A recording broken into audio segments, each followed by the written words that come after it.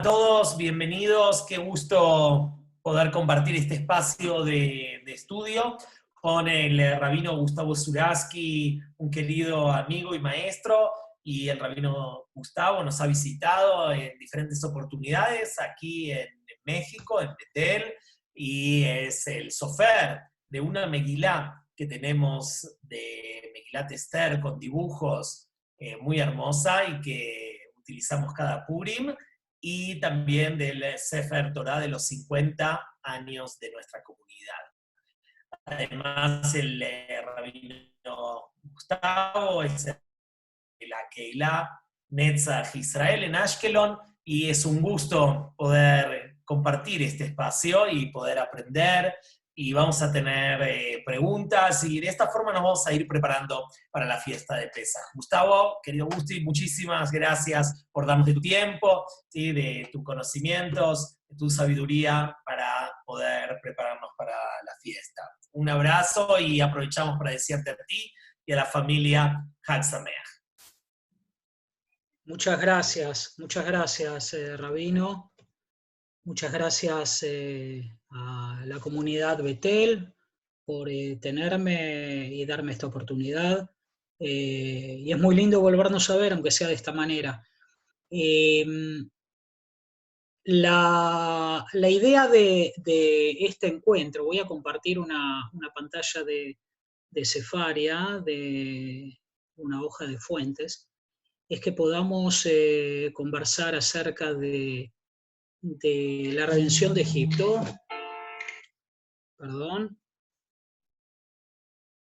la redención, la salida de Egipto, y que podamos también de alguna manera relacionarlo con la situación en la que estamos todos en el planeta, que es conocida y de la cual no voy a abundar en detalles, pero sí vamos a tratar de profundizar un poco en el estudio. Vamos a compartir la pantalla de Sefaria.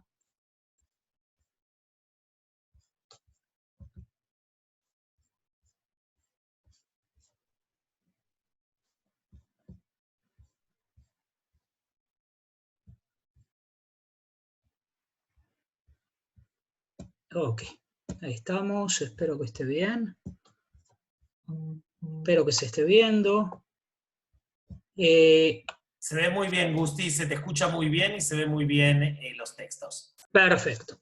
Entonces, yo quiero proponer en este encuentro que tratemos de analizar distintas etapas en la historia del pueblo judío, que podríamos decir en el desarrollo bíblico, son distintos inicios, distintos puntos de partida que tiene el relato bíblico, y que podamos ver si existe algún componente común en todos estos comienzos. Cuando hablo de comienzos, a continuación ustedes van a entender un poco mejor lo que estoy diciendo. Son comienzos de la humanidad, o de una familia, o del pueblo judío, y vamos a ver que existe un denominador común prácticamente en todos los comienzos que vamos a ver ahora. El primer comienzo del cual quiero hablar es el inicio de la humanidad. El inicio de la humanidad, y vamos a leer la primera fuente, que la tienen ustedes en pantalla: dijo Adonai Elohim, no es bueno que el hombre esté solo, haré para él una ayuda frente a él.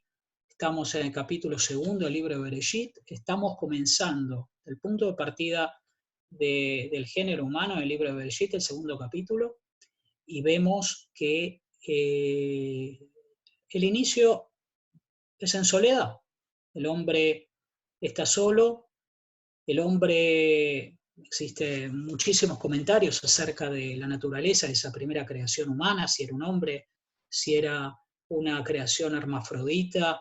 La primera criatura sentía una profunda soledad, y Dios lo observa y se da cuenta que no es bueno que el hombre, Adán, esa primera criatura, esté solo, y de ahí se inicia la humanidad. Cuando el hombre no puede encontrar pareja entre ninguna de las criaturas que habitan en el jardín del Edén, es entonces que Dios le hace una pareja, una ayuda, una compañía, que es Javá.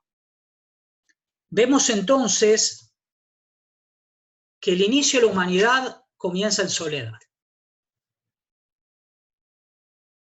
Cuando nosotros vamos unos capítulos adelante para ver lo que ocurre con la humanidad postdiluviana, después del diluvio de Noah, vemos que para que la humanidad se reinicie, haya un reset de la humanidad, a Noah se le pide, junto a su familia, que entren al arca y que estén allí en soledad. Solamente ellos. El núcleo de la familia nuclear, tiene que estar solos en el arca para pasar el diluvio. Dijo Adonai a Noah: entra tú y toda tu familia al arca, pues a ti te he visto justo ante mí en esta generación.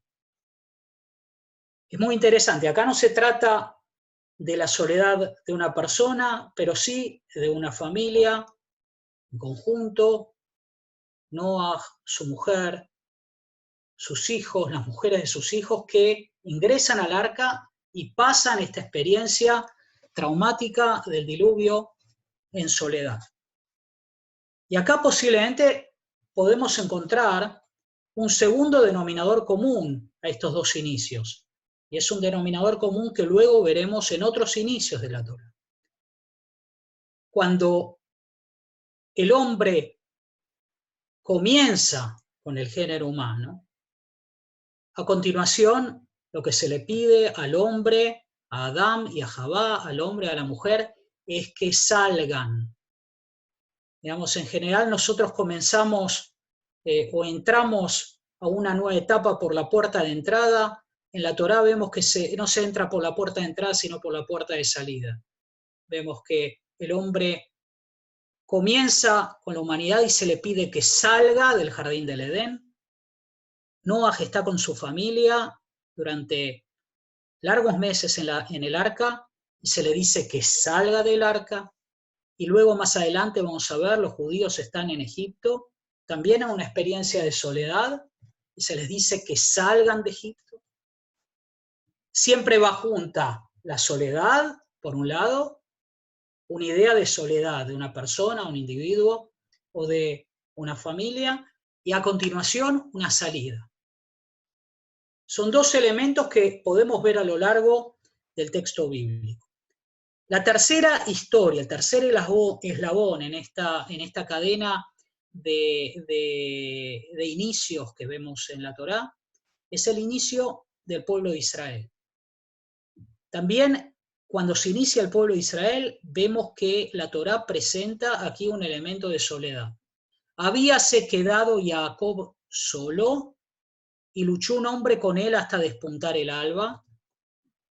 Cuando vio que no podía prevalecer sobre él, tocó la articulación de su muslo y se dislocó la articulación del muslo de Jacob en su luchar con él. Dijo: déjame ir, pues ya has despuntado el alba. Dijo: no te dejaré ir hasta que me bendigas. Le dijo: ¿cuál es tu nombre? Dijo Jacob. Dijo: no más Jacob será llamado tu nombre, sino Israel, pues has contendido ante Elohim y con los hombres y has prevalecido. Nuevamente vemos aquí el inicio del pueblo de Israel, de los hijos de Israel, pues el inicio es el momento en que Jacob, nuestro patriarca, Jacob Avinu, recibe el nombre de Israel. ¿Y cómo recibimos el nombre de Israel? A través de Jacob, nuestro patriarca, en soledad. Jacob está solo, pelea con él un ángel, y ahí recibe en soledad el nombre de Israel. Cuando vemos acerca del nacimiento de Moshe, vemos que también existe un elemento de soledad. Por lo pronto, Moshe fue abandonado.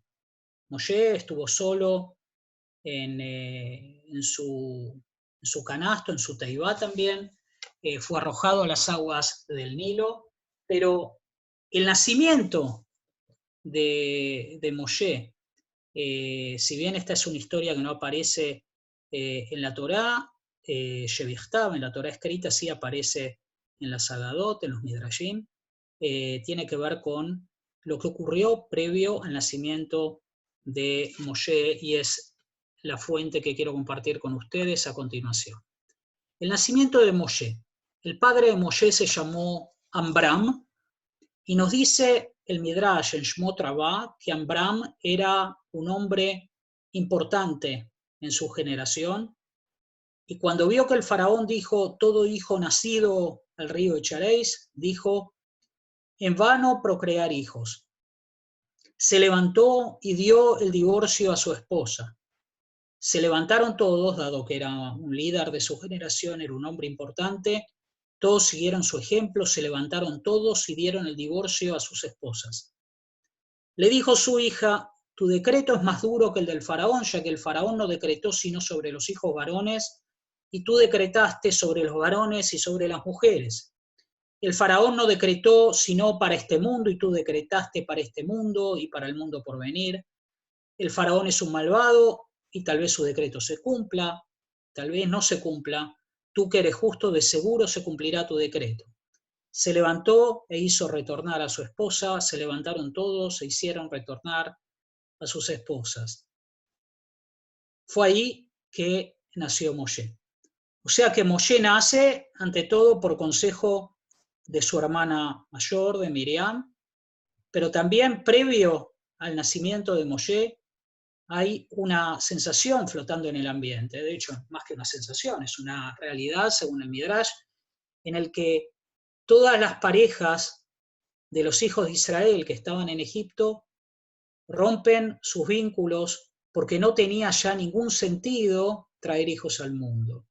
La sensación de que, ¿para qué? Si todo hijo nacido será echado al río, entonces vivamos una realidad similar a la del primer hombre en el Gan Eden, una soledad absoluta, donde cada uno rompe con su familia, con su pareja. Y luego, por consejo de Miriam, las parejas, ante todo la de Amram, y luego la de todos los hijos de Israel que seguían el ejemplo de Amram, vuelven a estar juntas. Entonces tenemos hasta ahora 4 historias que vemos que son inicios, nacimientos, el del primer hombre, la primera mujer, la humanidad postdiluviana, el nacimiento de los hijos de Israel y ahora el nacimiento de Moshe Rabbeinu. Y vamos a ir a la 5ª historia, que es la que más nos ocupa por estos días. Si bien también Moshe es personaje central en la festividad de Pesaj, aun cuando su nombre no se menciona en la Agadá, que es el inicio de la congregación de Israel. No hablo ahora de los hijos de Israel, sino la congregación de Israel. La congregación de Israel nace el día en el que se sacrifica el Corbán Pesaj, la primera vez, el primer sacrificio pascual, Pesaj Mitzrayim, como se llama, es la primera vez que los hijos de Israel son llamados congregación, es la primera vez que son llamados Edá. La mitzvah de la ingestión del sacrificio de Pesaj aparece en el libro de Shmot, capítulo 12, Parashat Bo, la leímos lamentablemente en silencio y no en público porque no se pueden hacer minyanim públicos en esta época, en Shabbat HaJodesh. Y voy a compartir con ustedes la lectura, libro de Shmot 12, capítulo 12, versículo 7 al 12. He hecho una síntesis de este capítulo y espero que lo tengan en pantalla. Habrán de tomar de la sangre la sangre del sacrificio pascual, y habrán de poner sobre las 2 jambas y sobre el dintel, sobre las casas donde hayan de comerlo en ellas. Habrán de comer la carne en esta noche, asado al fuego y con panes ácimos, con hierbas amargas habrán de comerlo. Y pasaré por la tierra de Egipto en esta noche y daré muerte a todo primogénito en la tierra de Egipto, desde hombre hasta bestia, y con todos los dioses de Egipto haré juicios punitivos. Yo, Adonai, y habrá de ser la sangre para vosotros como signo en las casas en donde vosotros estáis allí. Yo veré la sangre y me apiadaré de vosotros, y no habrá en vosotros muerte para destruir cuando yo dañe a la tierra de Egipto. Convocó Moshe a todos los ancianos de Israel y les dijo a ellos: apartad y tomad para vosotros ovejas para vuestras familias y sacrificad el Pesaj. Habréis de tomar un manojo de hisopo y lo mojaréis en la sangre que está en la vasija, y untaréis el dintel y las 2 jambas con la sangre de la vasija. Empero vosotros no habréis de salir ninguno de la puerta de su casa hasta el amanecer. Tenemos aquí nuevamente, y nos rememora esto también, la historia de Noah en el diluvio, que cada familia debe ingresar a su casa, desde ya que la asociación en estos días, sobre todo aquí en Israel, donde estamos a pocas horas de que se decrete un cierre total, en donde todos tenemos que permanecer en casa posiblemente hasta después del Yom Tov de Pesaj, tal vez algunos días más. La asociación es muy clara. Cada familia,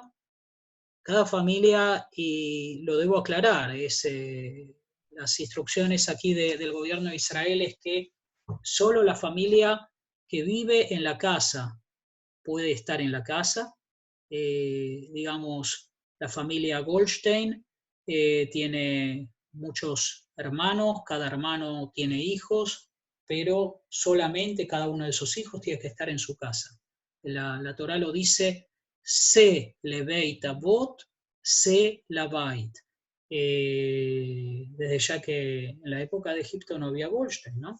Pero estamos hablando de los hijos de Israel. Aun cuando el mismo apellido tenga varias casas, el sacrificio tenía que ser por casa, no por apellido.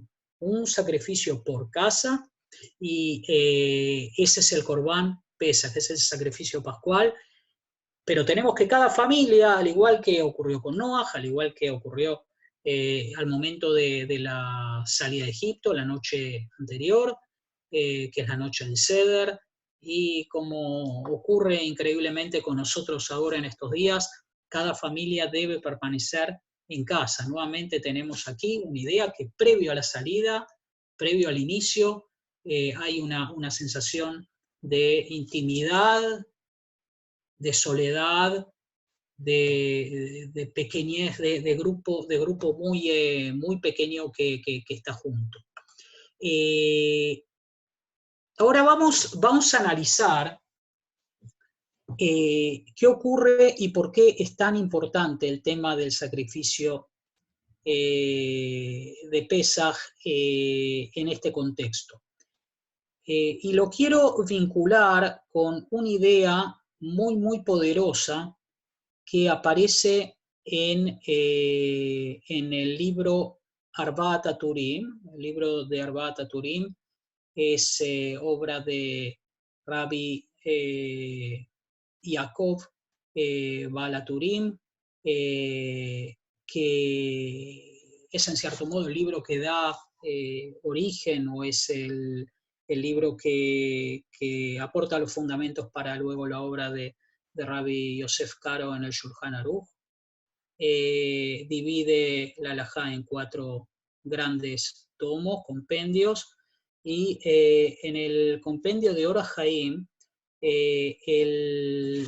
no tengo lamentablemente la fuente en español, la tengo en hebreo, por si alguno conoce hebreo y luego quiere ir a revisar. Estur Orach Haim, en el artículo 428. Dice algo muy interesante. El Rabbi Yaakov dice que la noche del Seder siempre, cada año, va a caer el mismo día de semana que cae la noche de Tisha B'Av. De hecho, él trae aquí un Etvash. Etvash es un juego de letras. Para los que saben hebreo, él dice que Aleph, el día Aleph de Pesach es Taf, el día Bet de Pesach es Shin, Gimel es Resh. Y lo que dice, para los que saben hebreo, lo pueden seguir a continuación, dice que Aleph, el día 1 de Pesach, será el mismo día de semana que Tisha B'Av. El día Bet de Pesach será el mismo día de semana que Shavuot. El día Gimel de Pesach será el mismo día de semana que Rosh Hashanah, etcétera, etcétera, etcétera. Más allá de la coincidencia en el calendario, resulta muy interesante analizar cuál es la relación que existe entre Pesach y Tisha B'Av. Pesach y Tisha B'Av son dos fechas en el calendario que en cierto modo representan ideas opuestas. Mientras que Pesach es una fiesta, esto lo dice el Maharal de Praga, dado que el sacrificio de Pesach tenía que ser comido en familia, que tenía que ser ofrendado cuando el animal estaba entero, que, como dije antes, es la primera vez que los hijos de Israel son llamados congregación, la idea de Pesach está muy vinculada con la idea de unidad, mientras que Tisha B'Av es una fecha en el calendario que está muy vinculada con la idea de discordia, mientras que Pesach está vinculada con la idea de unidad, de concordia. Tisha B'Av es la idea opuesta. Tisha B'Av es la fecha de la discordia. Mientras que, un segundito, me está sonando el teléfono. Perdón. Tenemos entonces que la conexión de Tisha B'Av con el concepto de discordia tiene desde ya su fuente en el Talmud, donde se nos cuenta que el segundo Beit HaMikdash fue obra del odio gratuito, de la discordia. Quiere decir que Pesach y Tisha B'Av representan ideas opuestas.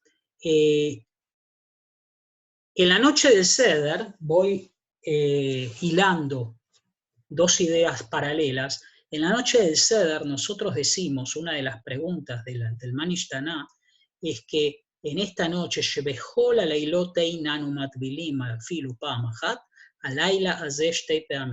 en ninguna de las noches, en la tercera de las preguntas, nosotros no remojamos ningún alimento en líquidos, pero la noche del Seder nosotros lo hacemos 2 veces.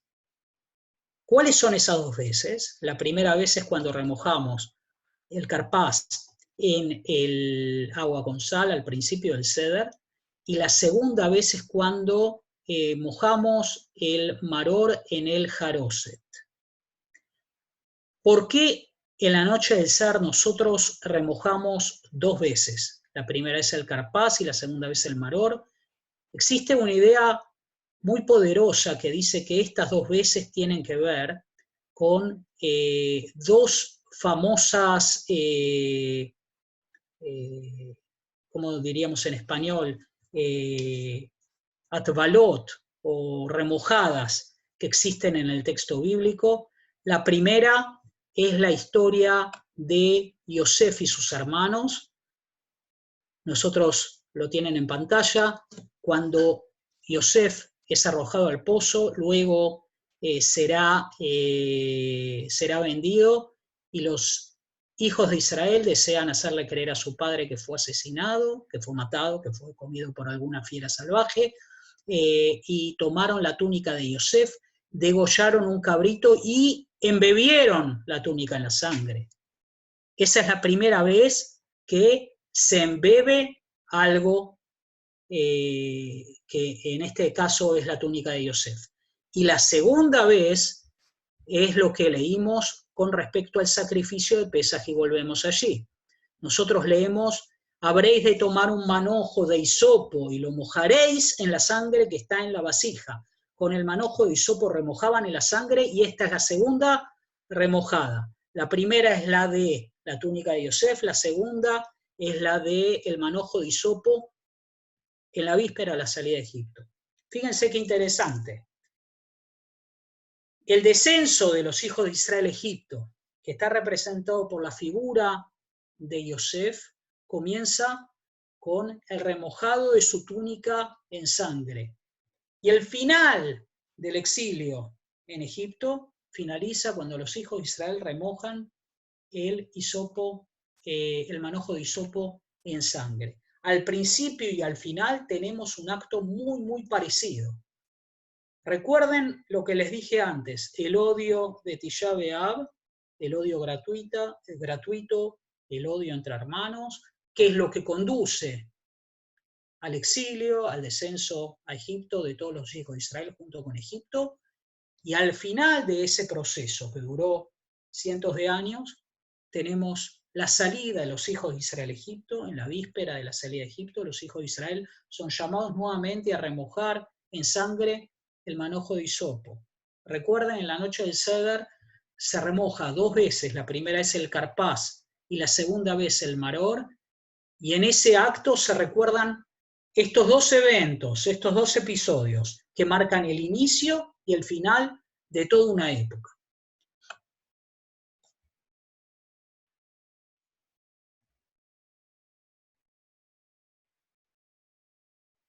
Entonces, estamos vinculando la noche del Seder con Tisha B'Av y diciendo que representan ideas opuestas. La familia que está reunida en la casa, en cada una de las casas, en la víspera de la salida de Egipto, salen de allí y lentamente comienzan a transitar el camino que los va a conducir a ser una congregación. Como dije, es la primera vez que son llamados Edá, congregación, cuando se presentan las leyes del sacrificio de Pesaj, y lentamente esas familias, vamos a ver que existe aquí un trayecto en el cual esas familias comienzan a agruparse en tribus, y luego llegan hasta el monte de Sinaí y se transforman en un pueblo. Comenzaron el camino en una soledad absoluta en los días de Amram, cuando cada uno de los hombres se separó de sus mujeres porque no tenía ningún sentido traer hijos al mundo. Luego comenzaron a agruparse en familias, la noche del Seder cada familia está sola. Luego comienzan a agruparse en tribus. Se nos cuenta que cuando los hijos de Israel cruzaron el mar, Hashem dividió el mar en 12 canales diferentes, un canal para cada tribu. Y luego ocurre que cuando llegan al monte Sinaí, ya no son más individuos, ya no son más familias, ya no son más tribus, son un pueblo. Y posiblemente fue la única vez en la historia en la que una suma de individuos, de familias, de tribus, nos transformamos en un pueblo con un único corazón. Cuando la Torá relata la llegada de los hijos de Israel al pie del monte Sinaí, se nos dice, al tercer mes de la salida de los hijos de Israel de la tierra de Egipto, en este día llegaron al desierto de Sinaí, se habían trasladado desde Refidim, vinieron al desierto de Sinaí, acamparon en el desierto, acampó allí Israel frente a la montaña. Rashi es muy sensible aquí a la curiosidad de este versículo, en el cual el versículo comienza hablando en plural y luego pasa a hablar en singular. Al principio dice, se habían trasladado desde Refidim, vinieron al desierto de Sinaí, acamparon en el desierto y súbitamente, dice la Torá, acampó allí Israel frente a la montaña, acampó en singular, y dice Rashi, como un único hombre con un único corazón, pero todas las demás estaciones en el desierto fueron un clima de disputa. O sea que durante cada una de las 42 estaciones que tuvieron los hijos de Israel en el desierto, estuvieron en un espíritu de discordia, pero esa vez estuvieron en un espíritu de concordia. Todos juntos, agrupados, no individuos, no familias, no tribus, un solo pueblo, agrupados en un clima de concordia. Y posiblemente no es que en Sinaí, lo digo yo como una interpretación personal y libre del texto, no es que el pueblo de Israel recibió la Torá en el monte Sinaí porque el monte Sinaí haya tenido algo especial, sino que por lo contrario, dado que el pueblo de Israel se comportó allí de manera única, de manera especial, pudieron trascender la separación en grupos y transformarse en un solo grupo y en un solo corazón, entonces Hashem dijo, este es el momento adecuado para entregarles la Torá. Quiere decir que la concordia conduce a la redención y a la Torá, mientras que la disputa, la discordia, conduce al exilio, al descenso de los hijos de Israel a Egipto. Cuando en la noche del ser nosotros hacemos estos dos actos que parecen que no están conectados, que solamente el Manishtaná los conecta, que remojamos el carpaz en agua con sal y luego el maror en jaroset, nosotros tenemos que recordar estas dos estaciones, estos dos opuestos que existen entre la discordia y la concordia, entre Tisha B'Av y Pesach, que son las dos caras de esta moneda. Esta es mi presentación hoy. Son las 8:30 y tal como me dijo el rabino Levi, presentar durante media hora para dejar lugar a preguntas, así que no sé cómo será el sistema, pero con mucho gusto. Excelente, Gusti, clarísimo. Te agradecemos muchísimo por la presentación, por las traducciones también al español. Sabemos que es un esfuerzo adicional y por todo este material que nos deja para pensar. Quería invitar a todos a que puedan hacer preguntas. Y ahora, un minutito, voy a checar también en el Facebook que tengamos, a ver si tenemos nosotros preguntas en Facebook, y si no voy a comenzar yo con algunas preguntas. Un momentito, Comunidad de México. La gente te agradece mucho. Comentarios. Muy bien. Gusti, ¿tú crees que también esta conexión entre Pesaj y el momento de la entrega de la Torá tiene además de esta presencia que tú nos mostrabas en las fuentes, otras formas de conexión? Por ejemplo, Sfirat HaOmer es una de ellas. Hay otras formas de conectarlo, ya no solo desde los textos, sino de prácticas rituales, de otras ideas de nuestra tradición. Bueno, la conexión la acabas de hacer y es muy, muy correcta. Se nos cuenta, nuestros sabios dicen que los hijos de Israel descendieron, se fueron degradando en Egipto hasta el pórtico número 49 de la impureza. O sea, para que te des una idea, se nos dice que si hubieran atravesado el pórtico 50, era un punto de no regreso.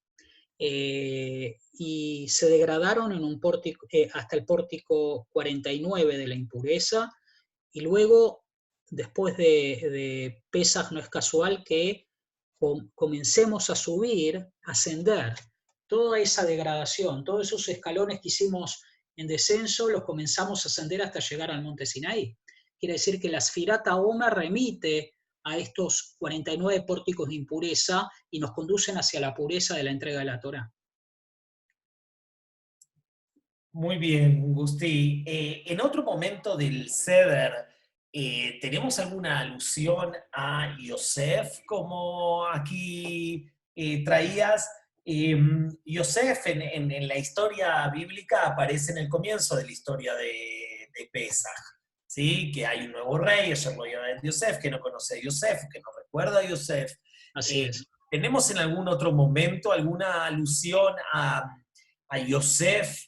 Y de alguna forma, volver a Yosef no es pensar en algún faraón bueno, a diferencia de este faraón.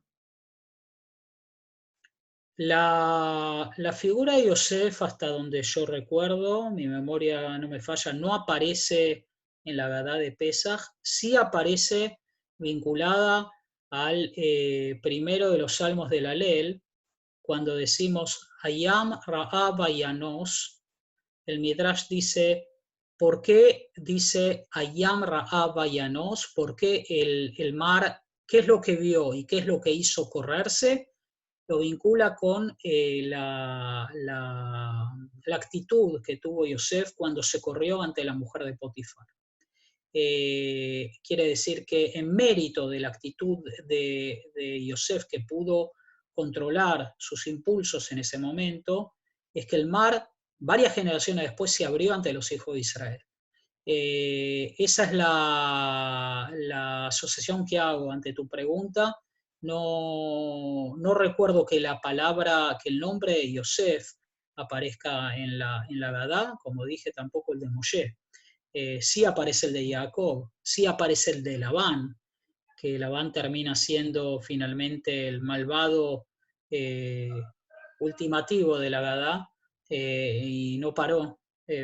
Si leemos el texto de la Gadá vemos que la actitud de Labán es peor que la del faraón, lo dice la Gadá de Pesaj. Yosef no es mencionado hasta donde yo recuerde. Salvo, por supuesto, en agregados posteriores de Lejad Yodea, ¿no? En 11 estrellas Sí, de pero no Yosef, es la Gadá, no es pero la no es la Gadá, Gadá, son cantos no es el populares, Magid, no no es el es el Magid. Magid, no es el relato. Parece interesante, ¿no? Que terminamos de alguna forma el Seder volviendo al sueño de Yosef, ¿no?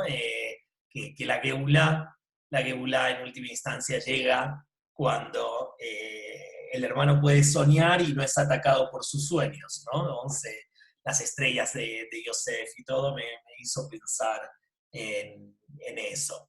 El hermano puede soñar sin que sus hermanos tengan envidia de sus estrellas, de sus sueños. Así Sí. es, que es una bonita relación y bueno, tal vez esa es la era mesiánica, ¿no? Y la Geulá que esperamos en el final del Seder, ¿no? Como que toda la última parte del Seder tiene que ver con esa redención final que esperamos. Finalmente, el idioma hebreo es un idioma muy sabio. La diferencia entre Golá y Geulá es una sola letra, que es la letra Aleph.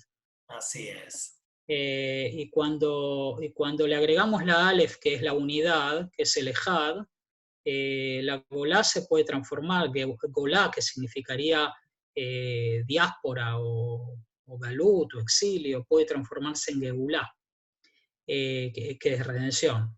Claramente está muy vinculado con la idea de unidad. Muy lindo, Gusti. Ahora, ¿alguna sensación tuya especial en este ser de pesaje? Por supuesto, comenzamos a hablar que cada familia va a estar sola, de alguna forma con Pesaj Mixraim. Eh, Viene una macá, ¿no? Hay una plaga que nos rodea. ¿Tú tienes alguna otra asociación entre este Pesaj que en unos días vamos a recibir y lo que estamos viviendo? Aparte de las textuales, ¿alguna emoción tuya, alguna situación tuya particular? Eh, la situación es muy rara. Creo que no voy a poder agregar nada a lo que la gran mayoría de la humanidad siente. Nosotros, como sabés, yo vivo en Ashkelon, hemos tenido muchos periodos de encierros en los últimos 15 años que yo vivo acá, por guerras y por misiles que cayeron sobre la ciudad, pero nada se le parece a esto, nada se le parece a esto. La idea es una idea cuasi bíblica, diría, pero mi impresión es que en estos 2 días de Pesaj tenemos que hacer todos el esfuerzo para que nadie se quede solo en la noche del Seder, aunque sea que la compañía sea virtual. Eh, el- Esto no es Pesach Mitzrayim, esto es el coronavirus. Eh, el moto de la Gadá de Pesaj es Kol Dikfin Yetei Be'echol, todo el que desea venga y coma.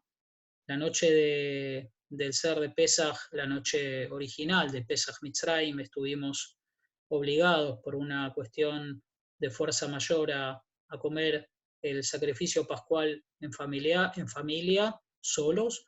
Ahora podemos compartirlo de manera virtual con gente, con amigos que tal vez están... hoy hablaba con una mujer de mi congregación y le decía, hay gente que está sola en la noche del Seder.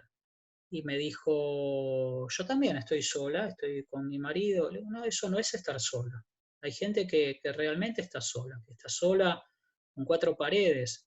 Hay que hacer algo para que esa gente no se sienta sola en la noche del Seder. Que cada uno que tenga ganas venga y coma. Entonces, todos los que tienen Sedarim y lo van a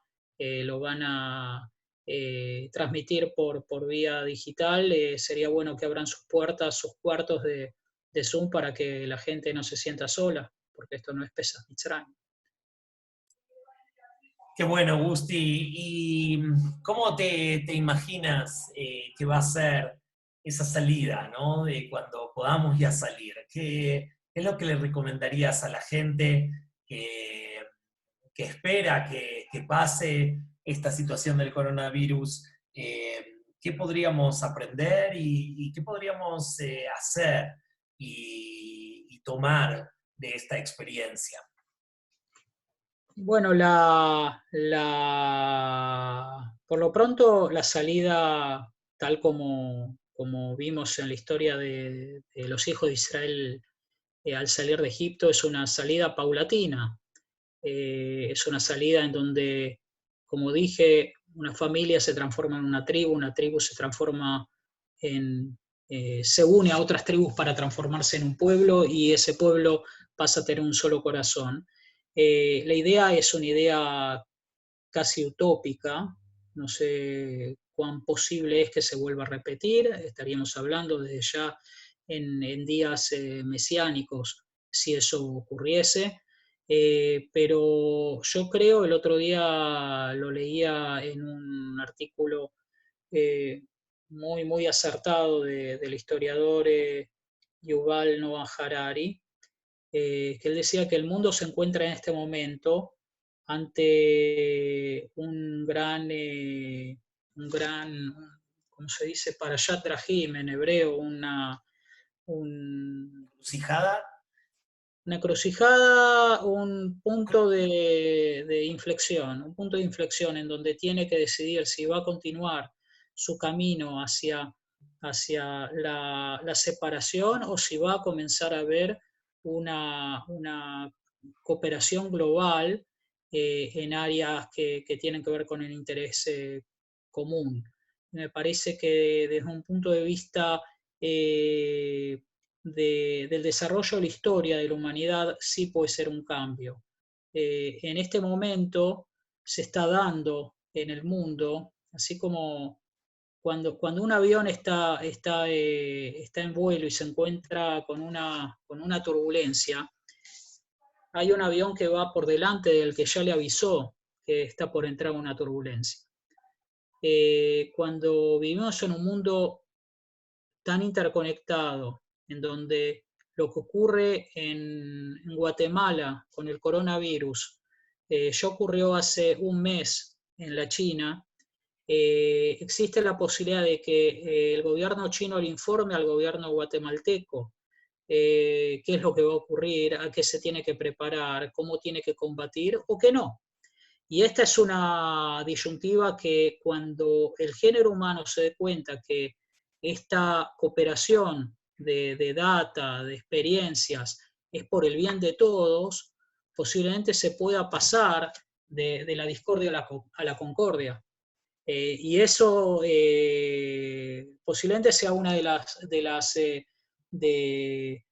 los, a veces se habla de daños colaterales, en este caso sería beneficios colaterales de la salida paulatina de esta crisis, que el género humano se dé cuenta que la colaboración es por el bien de todos.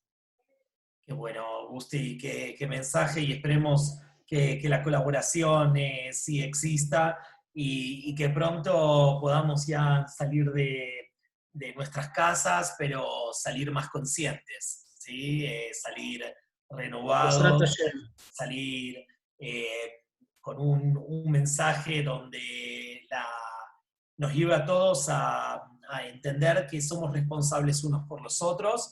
Y tal vez de eso se trata la historia de Pesaj, ¿no? También tenemos una responsabilidad desde Abraham, ¿no? De traer hijos al mundo, de dejarles un mundo por lo menos como el que recibimos, ojalá y pudiera ser mejor, pero tenemos una responsabilidad con las próximas generaciones y con todos los habitantes de este mundo.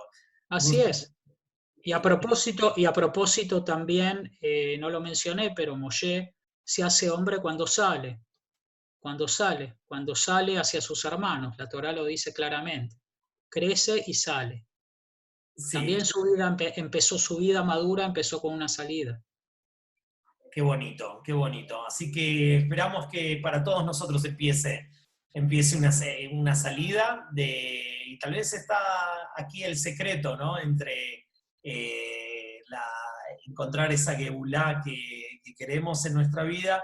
Y bueno, estos mensajes como los tuyos son los que nos ayudan a pensar en estos momentos de aislamiento a qué vamos a salir, ¿sí? No es simplemente salir, ¿no? Y creo que eso es la historia de Pesaj, no es simplemente tener la libertad, sino la libertad para algo, ¿no? En este caso para recibir la Torá, como nos mostraste, pero también en nuestra vida, ¿no? Para hacer un mundo mejor, para realizarnos, para convivir.